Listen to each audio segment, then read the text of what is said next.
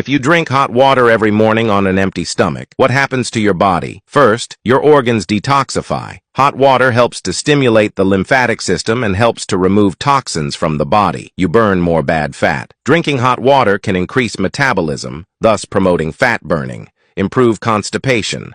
Hot water helps soften stool, promotes bowel movement, and relieves constipation problems. Your headache will go away. Drinking hot water can help relieve headaches caused by dehydration or muscle tension. Hot water improves blood circulation and relaxes muscles. Reduce congestion and sore throat.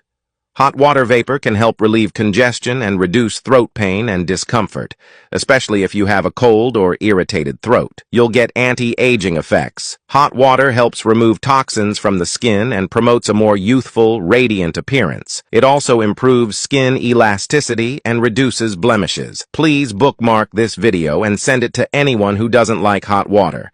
Subscribe and like for more health tips.